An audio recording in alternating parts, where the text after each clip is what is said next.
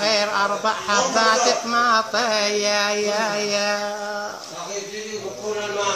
ما يمتلك غير 4 حبات طماطة. شنو سويت؟ شنو فكرت؟ قالت باسمك اللهم يا رب السماوات بارك بالطماطة يا فحلت البركة وجاءت البركة في الطماطة. جاءت بركة. شنو بركة؟ فاجتمع القوم وبدأوا بأكل البسباس. شنو بسباسة؟ شنو بسباسة يا شنو بسباسة يا بسباسة يا فجمعت الكمولة مع السومة والكبزرة والطماطة يا طماطة يا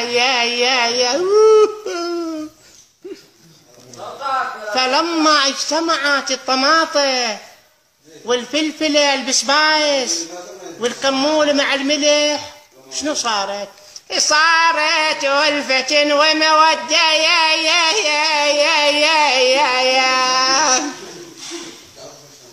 فأكل 100 رجل من 4 حبات طماطة حتى شبعوا.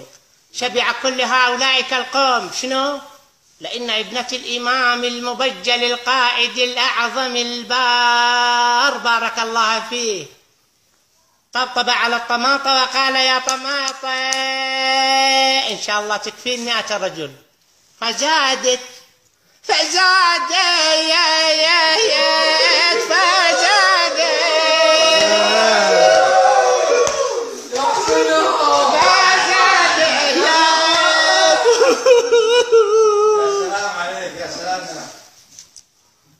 لا سيدي الأئمة.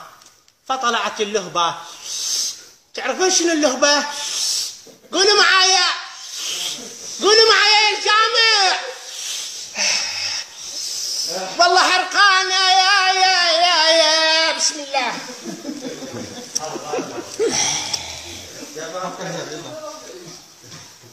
شنو من بركة، شنو من علم.